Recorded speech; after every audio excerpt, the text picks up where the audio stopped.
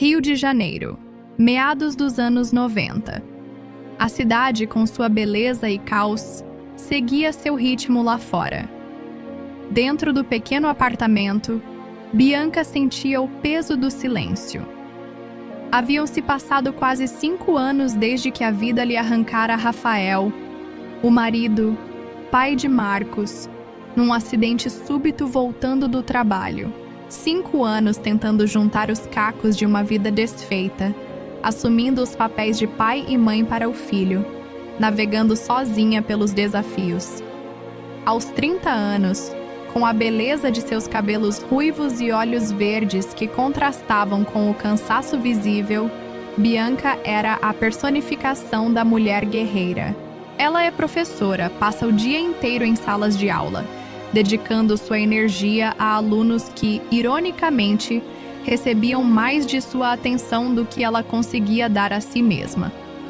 À noite, após Marcos, seu menino de 9 anos com os mesmos olhos verdes da mãe e uma energia incansável, finalmente ceder ao sono, a armadura caía. Sozinha na sala, a TV ligada baixa em algum programa da época, a solidão era quase tangível. Pegava a foto antiga. Rafael, um jovem carioca de 25 anos na época, muito sorridente e feliz, ao lado dela e de um Marcos pequeno, de 4 anos, sem a menor lembrança do pai na memória. O hiato na mente de Marcos, a ausência física de Rafael, eram vazios que a sobrecarga do dia a dia não preenchiam. Longe da família no interior, Bianca se sentia isolada. Forte, sim, mas com a alma cansada e um anseio silencioso por um parceiro, alguém para compartilhar o riso de Marcos, os problemas do trabalho, o peso de existir. Um anseio que a tornava perigosamente vulnerável. A memória, às vezes, é o refúgio onde encontramos a força que pensávamos ter perdido. Para Bianca, esses refúgios eram os flashes da vida antes do silêncio. Voltar no tempo para o Rio de Janeiro de 5 anos atrás, quando Marcos, aos 4 anos, era pura energia e sorrisos banguelas, e Rafael, Rafael. Ele era a âncora, o riso fácil, o parceiro que fazia tudo parecer leve. Momentos simples se tornam tesouros na memória. Um piquenique improvisado na lagoa, com Marcos correndo atrás dos patos, Rafael e Bianca rindo de mãos dadas. Um fim de tarde em casa, ele a ajudando na cozinha enquanto Marcos desenhava no chão. O som das risadas deles ecoando pelo apartamento. Um beijo roubado no corredor, a certeza de um futuro longo e feliz pela frente. Não eram grandes feitos, mas a base sólida de uma família construída no amor e na cumplicidade. Uma felicidade tão plena que parecia inabalável. Uma base que seria destruída em um instante. A base sólida. A família construída no amor. Tudo desmoronou em um instante cruel. Uma ligação no meio da noite. Palavras que soavam distantes, irreais. Um carro, chuva, a volta do trabalho. A rotina quebrada pela fatalidade. A voz do outro lado da linha, cheia de pesar oficial, confirmava o impensável. Rafael não voltaria para casa. A notícia atingiu Bianca como um golpe físico, arrancando-lhe o ar, a capacidade de raciocinar. O mundo ficou turvo, abafado. A felicidade tão presente momentos antes na memória virou um fantasma doloroso. A vida de Bianca, de Marcos, mudou para sempre. A partir daquele momento, tudo seria antes do acidente e depois do acidente. 5 anos depois do instante que mudou tudo, o sol nascia novamente sobre o Rio de Janeiro. Mas o luto, embora abrandado, deixara cicatrizes. Bianca, aos 30 anos, não podia mais se dar ao luxo de desmoronar. Havia um filho para cuidar, contas para pagar, uma vida para reconstruir, mesmo que sozinha. O despertador tocava implacável. Vemos a correria matinal. Ela se levantando cansada, preparando o café preto forte que a ajudava a começar o dia, ajeitando o uniforme de professora. Marcos, agora com 9 anos, o cabelo levemente ruivo como o dela, o brilho nos olhos verdes idêntico aos da mãe, já demonstrava a energia típica de um menino. Mãe, cadê meu caderno de matemática? Já arrumou minha lancheira? Perguntas que exigiam atenção imediata. Entre um beijo apressado na testa e o barulho da porta fechando ao saírem para a escola e para o trabalho, Bianca sentia a sobrecarga. Era uma batalha diária para manter a rotina, o sustento, para ser a rocha que Marcos precisava, enquanto por dentro ainda existia a menina que perdera seu porto seguro. Longe da rede de apoio da família no interior, cada desafio era enfrentado por ela sozinha. Buscando um momento de lazer e um presente especial para Marcos, que nutria uma fascinação pelos mistérios do universo, Bianca o levou a uma livraria charmosa em um shopping do Rio nos anos 90. Entre as prateleiras cheias de livros empoeirados e novidades coloridas, Marcos corria pelos corredores da seção infantil, os olhos verdes brilhando de curiosidade, especialmente na área de ciência e astronomia. Em sua empolgação, esbarrou em uma pilha de livros sobre astronomia, fazendo-os despencar no chão com um baque. Marcos! Bianca repreendeu suavemente, já se abaixando para ajudar. Mas, como que saído de um roteiro perfeito, um homem alto de sorriso fácil e porte atlético já estava ali, agachado ao lado do menino, recolhendo os livros com uma gentileza impecável. Era Fernando. Tudo bem, campeão, acontece. Ele disse para Marcos. Ao se levantar, seus olhos encontraram os de Bianca. O sorriso se alargou, cheio de um charme que a deixou momentaneamente sem graça. Espero que não tenha quebrado nada. Ele comentou. A conversa começou ali, sobre livros, sobre a paixão de Marcos por astronomia. Fernando se revelou um conversador brilhante, com um conhecimento surpreendente sobre o assunto, falando de estrelas, planetas e galáxias de forma cativante, prendendo a atenção de Marcos e, involuntariamente, a de Bianca também. Ele fez perguntas sobre o que Marcos gostava de aprender. Validou o interesse do menino com entusiasmo. Para Bianca, que há anos não tinha uma conversa tão fluida e interessante, Fernando parecia um sopro de ar fresco. Atraente, inteligente, gentil com seu filho, parecia bom demais para ser verdade. E para seu perigo, ela começou a acreditar que fosse. O que começou com um incidente aparentemente casual na livraria se transformou em um furacão de atenção e carinho. Fernando mergulhou na vida de Bianca e Marcos com uma intensidade que a deixou sem fôlego. Eram flores entregues sem motivo aparente, mensagens de bom dia e boa noite personalizadas, convites para jantares em restaurantes charmosos, onde ele se mostrava um cavalheiro impecável. Mas o mais impressionante era a forma como ele conquistava Marcos. Jogos no parque, ajuda com a lição de casa, conversas profundas sobre astronomia, presentes que mostravam que ele realmente o ouvia. Fernando parecia o pai que Marcos não lembrava ter tido, o parceiro que Bianca havia perdido. Ele validava cada sentimento dela, elogiava suas qualidades de mãe e mulher, dizia que ela era a pessoa mais incrível que ele já conhecera. Parecia que ele entendia tudo o que ela precisava, preenchia todos os vazios. Amigos e colegas comentavam: "Nossa, Bianca, que sorte a sua, ele é perfeito." Ela própria começava a acreditar. Em poucas semanas, parecia que se conheciam há anos, que se amavam desde sempre.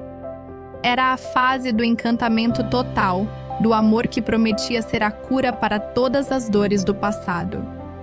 Um encantamento orquestrado com precisão cirúrgica. Em meio ao turbilhão de amor que Fernando havia criado, Bianca sentia que sua vida, antes cinzenta, ganhava cores vibrantes novamente.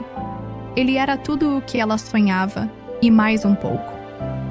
E foi em um cenário que parecia tirado de filme, sob as luzes românticas do Rio de Janeiro dos anos 90, que Fernando deu o próximo passo, com a mesma intensidade avassaladora de sempre. Um jantar especial, uma surpresa orquestrada com perfeição.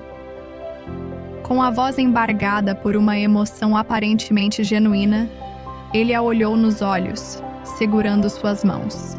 Bianca, eu não quero perder mais um segundo da minha vida sem você e sem o Marcos.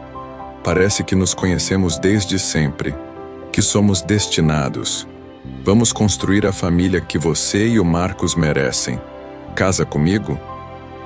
Para Bianca, carente de estabilidade, seduzida pela perfeição daquela nova chance, sentindo o amor que ele demonstrava por Marcos, a resposta era inevitável. As lágrimas vieram aos seus olhos, mas eram de felicidade e alívio. Ela disse sim. O destino, que ela pensou ter lhe roubado tudo, parecia agora lhe entregar o conto de fadas que ela tanto desejava. A nova vida começou.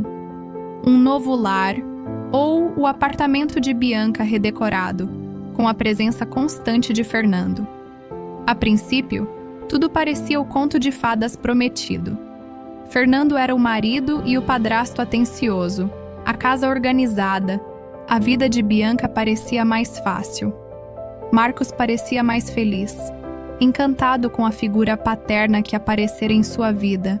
Mas na convivência diária, os pequenos sinais começaram a surgir, sutis como rachaduras na parede. Um comentário depreciativo, disfarçado de brincadeira, sobre uma amiga de Bianca. Um elogio a ela que criticava indiretamente o que ela fazia antes. É melhor você não ir a essa festa com suas amigas, querida. É inadequado para uma mulher casada. Fique comigo em casa. É mais seguro e aconchegante.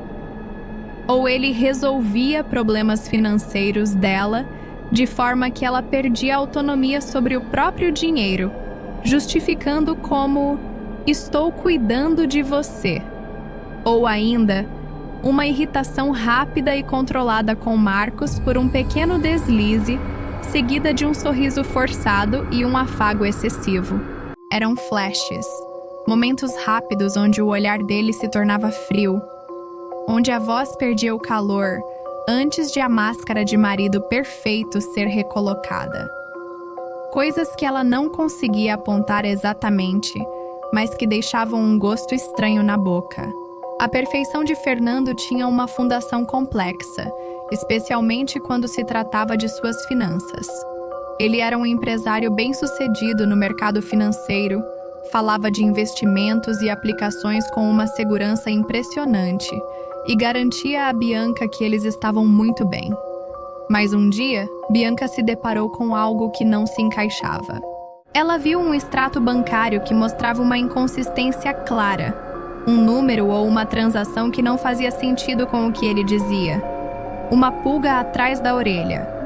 Ela decidiu perguntar com cautela. A reação de Fernando foi instantânea e magistral. Não houve fúria inicial no olhar, apenas uma calma fria e um sorriso tranquilo. Isso, querida. Ah, você viu esse número? É apenas um resultado de uma aplicação financeira. Complexa. Coisa de números que talvez não façam sentido para você. Eu já te expliquei isso antes, não se lembra?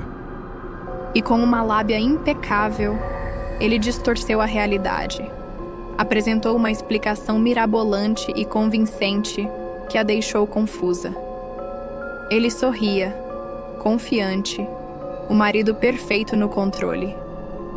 Mas no fundo dos olhos dele, por um breve instante, ela viu um brilho frio, impenetrável. E na sua própria mente, uma batalha começou. A inconsistência que ela vira no extrato, a explicação rebuscada sobre a aplicação, as palavras que a faziam duvidar de sua própria memória e sanidade. Você deve estar confusa. As palavras ecoavam na mente de Bianca, lutando contra a imagem clara que ela tinha visto no extrato. Era uma batalha perigosa. A intuição gritava perigo, mas a voz suave e confiante dele tentava minar sua própria sanidade. Algo fundamentalmente errado estava acontecendo. O príncipe encantado, o marido perfeito, ele estava mentindo. E o que mais ele estaria escondendo?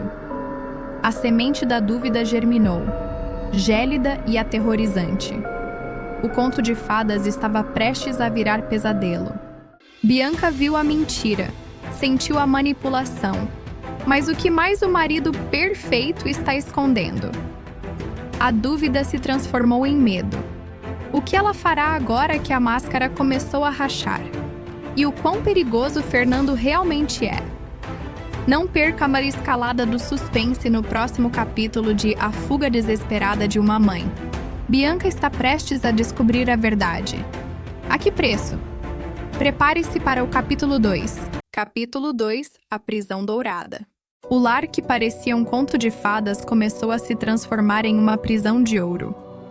Após o incidente do extrato, a dúvida de Bianca se instalou.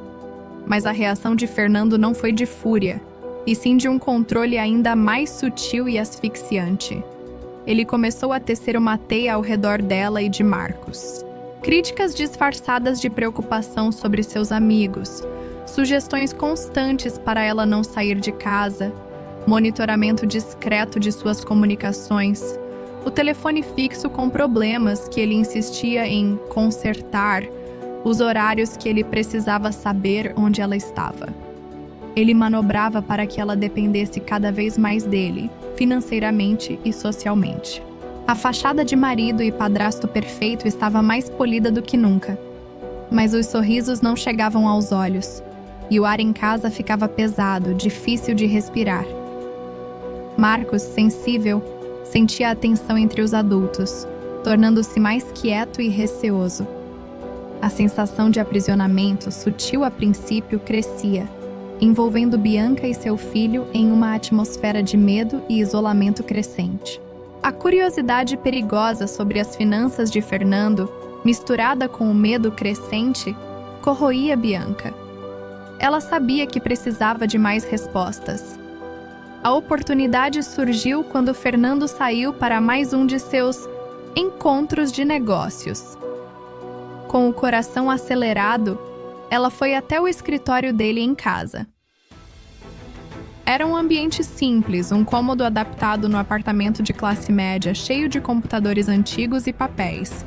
Buscou nos arquivos digitais e físicos, procurando a fonte daquela inconsistência que a atormentava. Encontrou documentos codificados, planilhas complexas, movimentações de dinheiro que pareciam vir do nada e ir para lugar nenhum. E então, escondida entre papéis aparentemente inofensivos, encontrou uma agenda. Nomes, datas, códigos e endereços marcados como entregas, cargas. A tensão subiu. Algo estava muito errado. Cruzando informações com os documentos, a verdade se revelou em toda a sua monstruosidade. Aqueles não eram negócios de mercado financeiro. Eram entregas de drogas. Fernando, o marido perfeito, o padrasto amoroso, era um narcotraficante. O ar faltou nos pulmões de Bianca. O choque foi paralisante, o medo gélido. A vida dela e de Marcos estavam ligadas a um mundo de crime e violência. O homem perfeito não existia. Em seu lugar havia um monstro, um criminoso disfarçado. Bianca sentiu o pânico gelado percorrer suas veias. Sua vida, a vida de Marcos, estava em perigo mortal. Precisava fugir. Rapidamente. Ela fechou tudo no escritório de Fernando, tentando apagar todos os rastros de sua descoberta. O medo a impulsionando. Pouco depois, Fernando voltou para casa. Bianca tentou agir naturalmente, mas sentia que cada movimento seu era falso. Cada sorriso, uma mentira. Ele notou a tensão no ar. Seus olhos, antes calorosos, se fixaram nela, perscrutando. Tudo bem, querida? Ele perguntou, a voz suave, o sorriso no lugar, mas havia algo na forma como ele a olhava que a fez gelar. Ela desconversou, disse que estava cansada.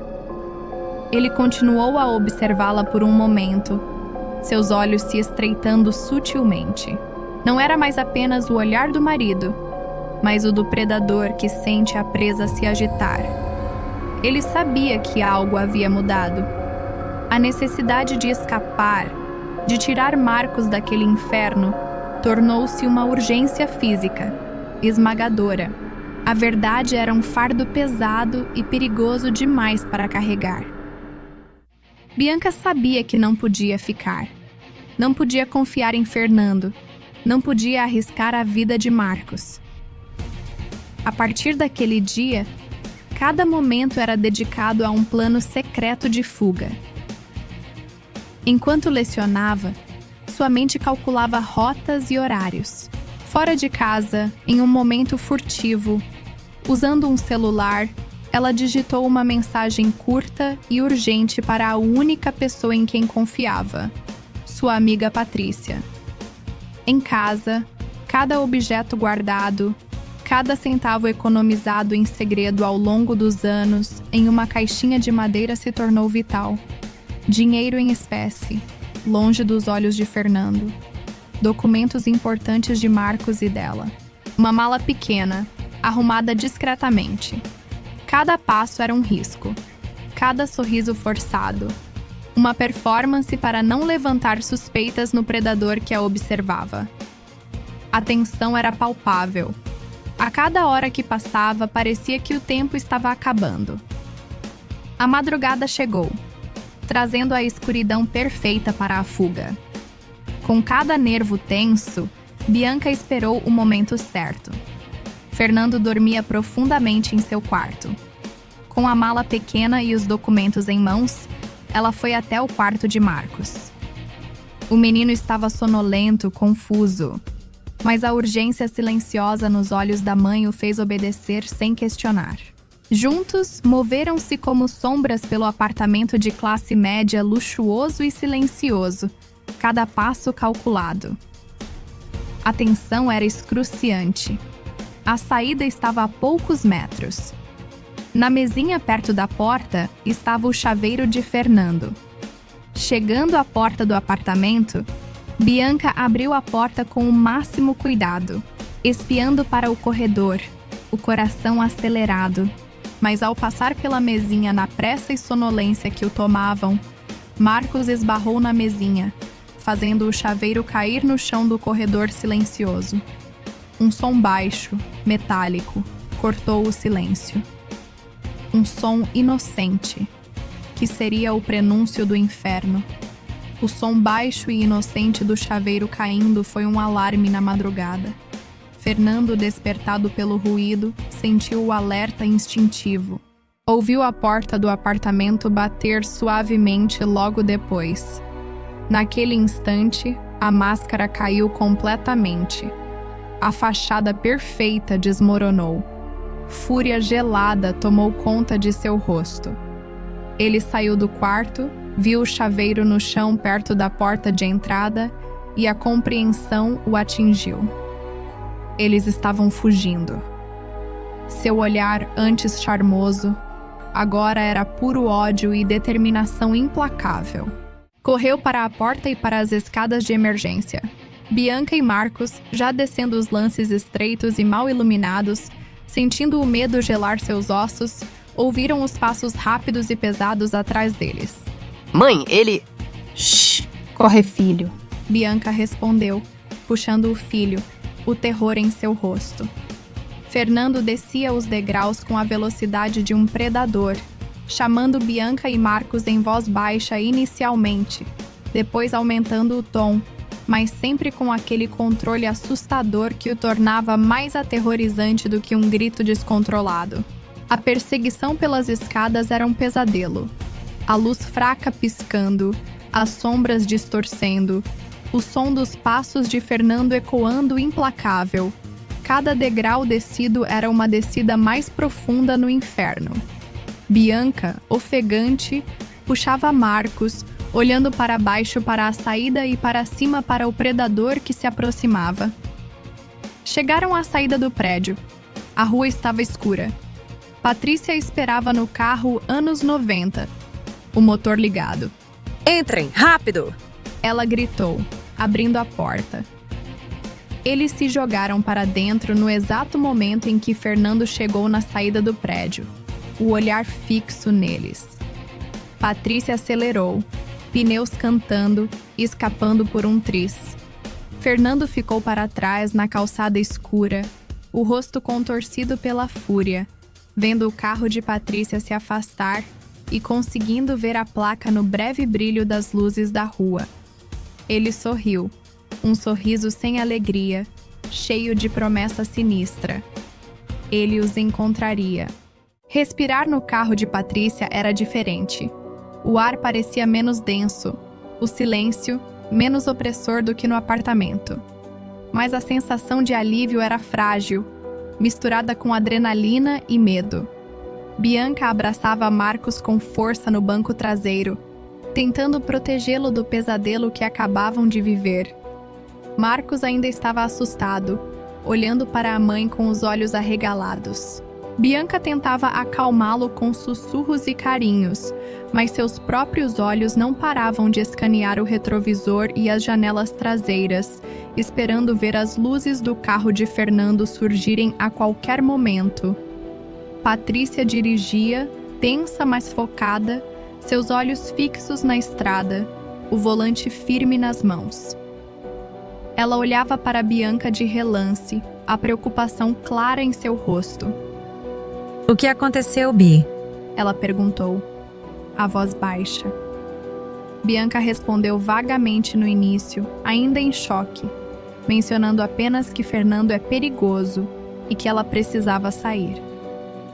A longa viagem do Rio para o interior parecia não ter fim. Cada quilômetro, uma mistura de distância ganhada e o medo constante de que a perseguição já tivesse começado. A longa jornada terminou na simplicidade familiar. O carro de Patrícia parou diante de uma casa modesta e acolhedora no interior do Rio de Janeiro. Era a casa dos pais de Bianca. Ao verem o carro parar, Sr. Paulo e Sra. Teresa saíram apressados, com o rosto cheio de surpresa e preocupação ao verem o estado tenso de Bianca e Marcos.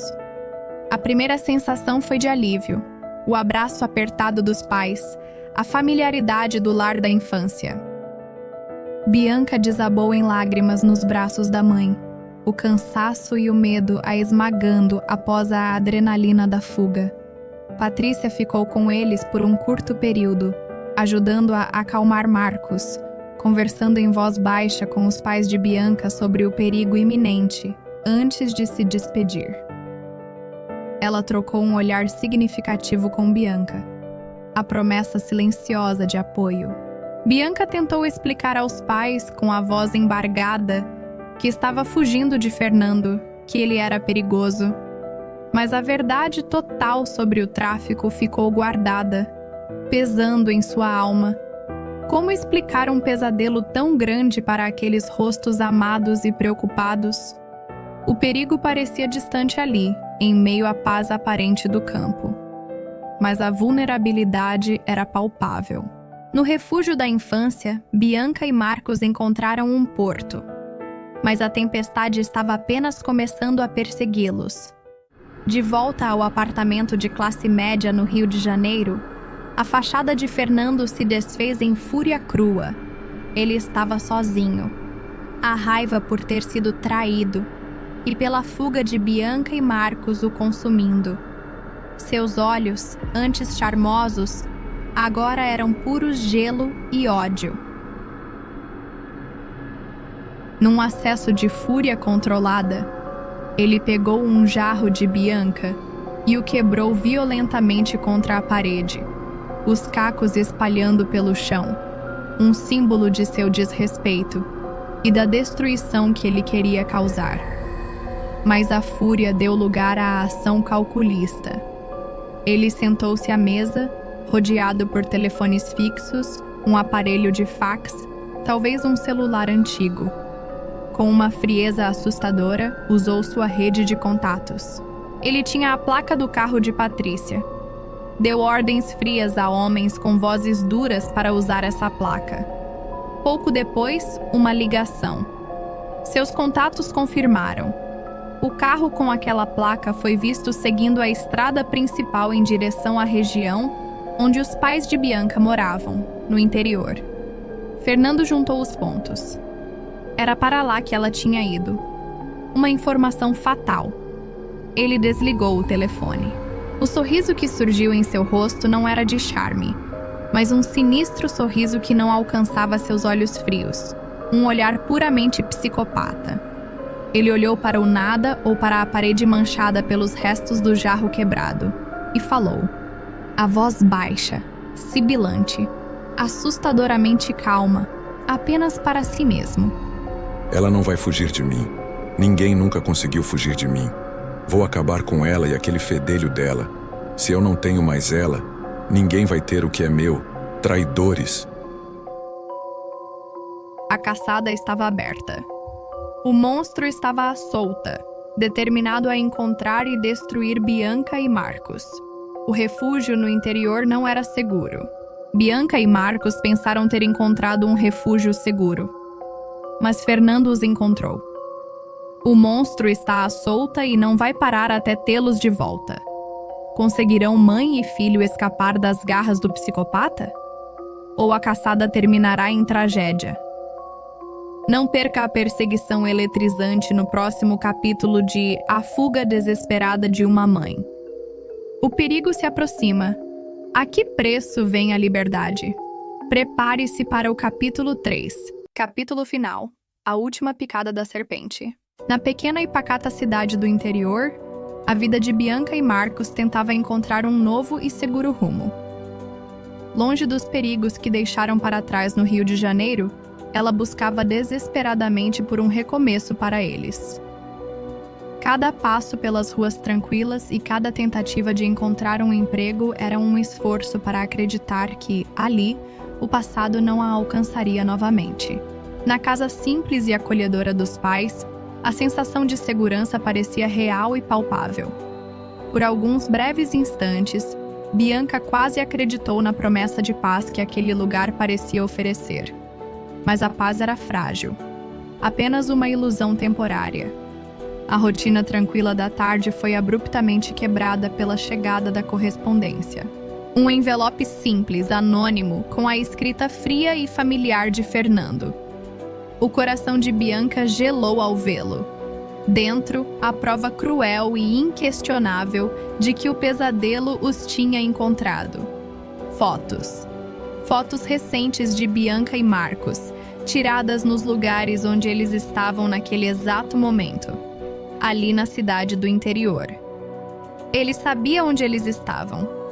E junto, uma mensagem perversa, montada com letras recortadas. Não havia mais onde se esconder. Fernando, o monstro, a encontrou. Não pense escapar. A casa onde você se esconde é de barro ou de ouro. Eu vejo vocês brincarem. O caçador está aqui. Meu tesouro vai voltar. Já sei onde está o passarinho. A manhã seguinte trouxe a certeza aterrorizante de que o terror estava longe de terminar. A cada barulho, a cada sombra, a paranoia a consumia por completo. Cada instante era uma espera agonizante pelo próximo movimento dele. E então chegou a segunda carta. O mesmo envelope anônimo. O mesmo pavor instintivo. Desta vez, as fotos eram de Patrícia, a amiga leal que a ajudou a escapar do Rio. A mensagem de Fernando era fria, calculista e cheia de uma promessa de dor. Fernando não perdoaria quem ousasse desafiá-lo. E agora, Patrícia estava em perigo direto por causa dela. A culpa esmagadora e o medo por sua amiga a assombravam. O que ele faria com Patrícia? Já era tarde demais para salvá-la?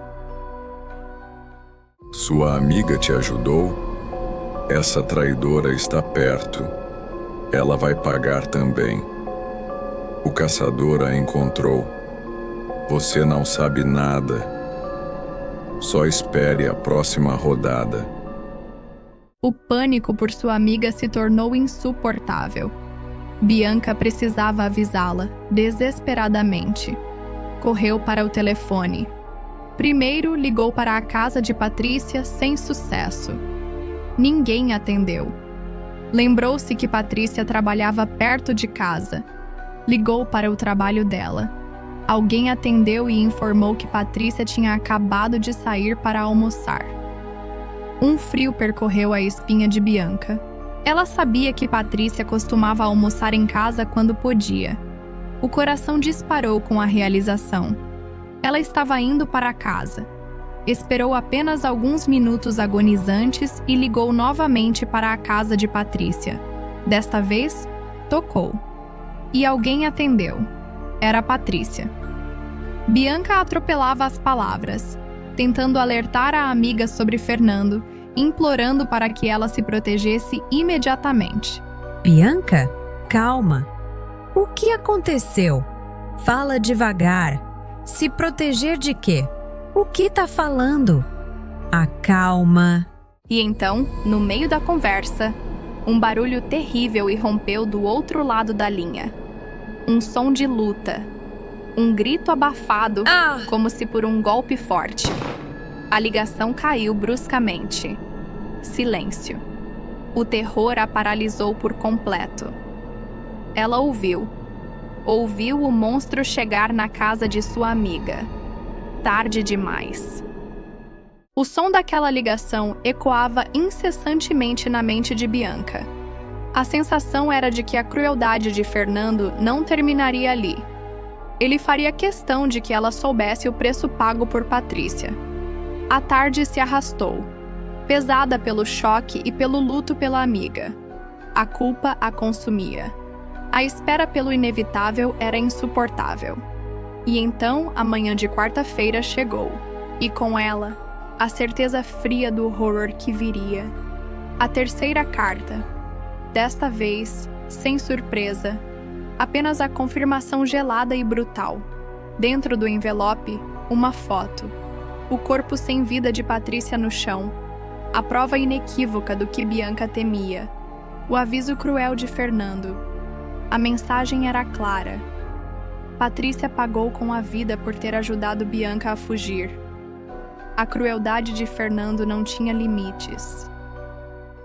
Ela tinha meu tesouro. Agora dorme no chão.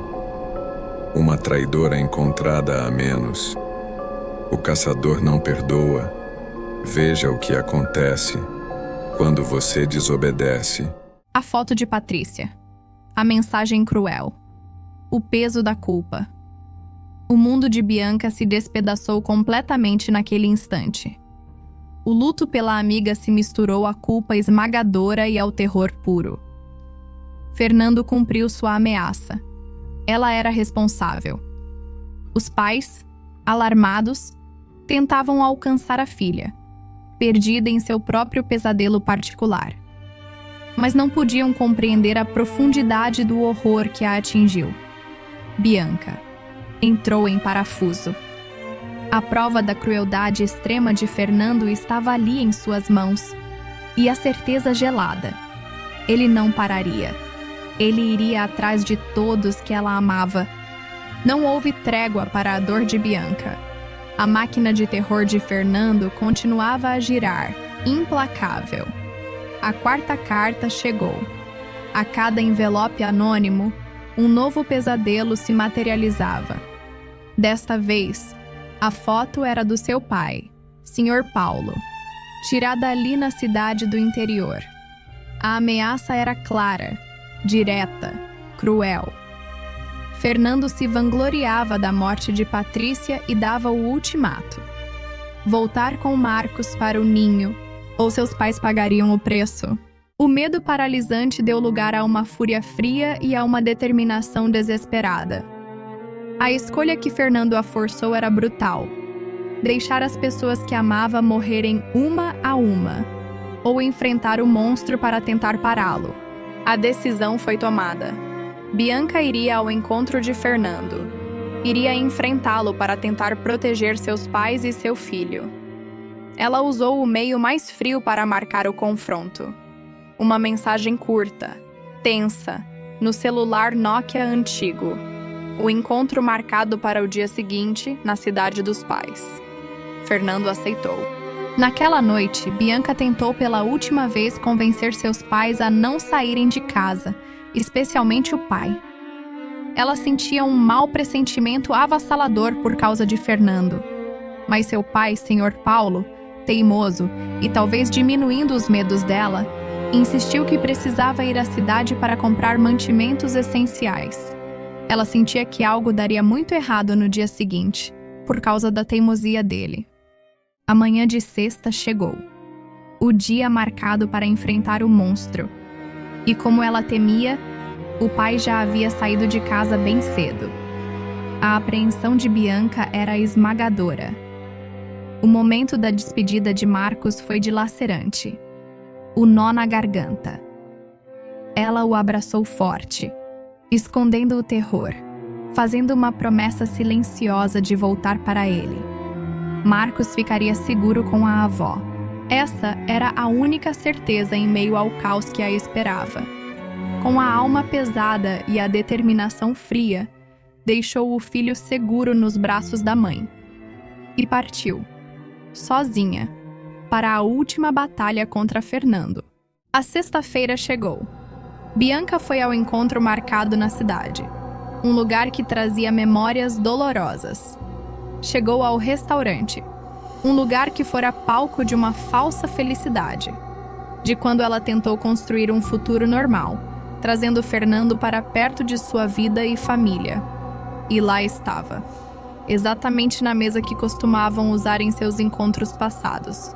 A prova cruel do jogo sádico de Fernando, uma nova carta. Bianca pegou a carta e se sentou àquela mesa amaldiçoada. Aquele lugar, antes palco de uma falsa ideia de amor, agora se tornava o palco da sua maior tortura psicológica. Leu a mensagem fria e sádica de Fernando, sentindo o golpe. O monstro tinha mudado as regras. Fernando tinha cumprido sua ameaça. O pai de Bianca estava com ele, sequestrado. O novo local, um armazém isolado, perto do desfiladeiro Pedra Negra. Usar aquele lugar para dar a notícia era o toque final de sadismo de Fernando. Transformar a memória do amor em terror puro. Era uma armadilha brutal, pura maldade. Mas ela não tinha escolha. Precisava ir até o armazém. Achou que ia me encontrar aqui? Eu sempre tenho um novo jogo. Seu velho está comigo. Ele veio para o ninho. Venha sozinha agora. Para o armazém perto do desfiladeiro da Pedra Negra. O seu tempo acabou mesmo. Meu tesouro, eu te aguardo. A caçada a levou a um lugar sombrio e isolado. O armazém, o covil do monstro. Entrou no prédio abandonado. O silêncio foi quebrado pela visão terrível que a esperava. Seu pai, Sr. Paulo, machucado, preso, impotente.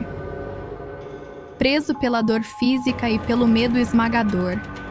Ele a via, mas não podia fazer absolutamente nada para ajudar. E então ele apareceu. Calmo, impecavelmente vestido, vencedor, Fernando, sozinho, exalando arrogância e perigo. Ora, ora. O meu tesouro finalmente voltou para o ninho, sozinha como pedi. Sabia que seria inteligente e me obedeceria no final. Seus pais tentaram esconder o passarinho, mas o caçador sempre encontra o que procura. Seu velho foi fácil de pegar no caminho, não é? Bianca implorou pela vida do pai. Ofereceu a si mesma em troca. Rendeu-se ao monstro para tentar salvar quem ainda restava. A vida dele? Não se preocupe, meu bem, você é tudo o que eu quero. A vida dele, pela sua rendição completa. Um bom negócio, não acha, Bianca? Levante-se, velho. Sua filha veio te buscar. Você está livre de suas amarras. Fernando cumpriu sua parte do acordo. Libertou o pai das amarras que o mantinham preso. Mas o Sr. Paulo estava machucado, fraco, preso em sua própria impotência. Ele apenas observava o drama se desenrolar, incapaz de intervir. Agora, era só ela, Bianca, e o monstro. O confronto final estava prestes a acontecer. A negociação acabou. Fernando se aproximou de Bianca, confiante em sua vitória. Mas no auge do pânico, e percebendo o perigo iminente, Bianca reagiu por instinto. Um ato desesperado para criar distância. Um chute rápido. Correu para fora do armazém. Mas no terror e desespero, errou o caminho. Corre, meu tesouro. Corra para onde eu sei que você vai. Achou que podia me chutar, Bianca? Quebrar as regras? O caçador nunca se machuca assim. Você corre em círculos, sempre voltando para mim, para o nosso ninho. Sua amiga tentou correr também. Não foi longe, não é? Sua família também não vai. Você é minha, Bianca. Minha. E eu vou te pegar. Sempre.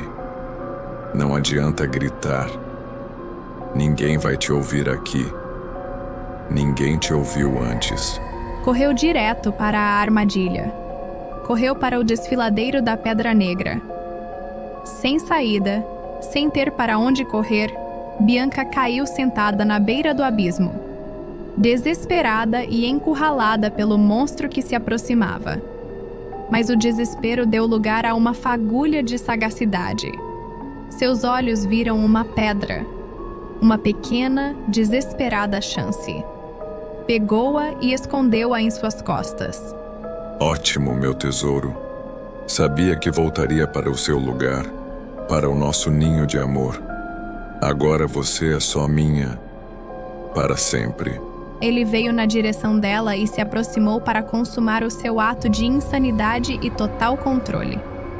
No instante final, no ápice da perversão dele, quando ele tentou reivindicar posse sobre ela com um beijo, levada ao limite, Bianca usou o último recurso, a pedra que escondeu. Um golpe desesperado contra o rosto do monstro.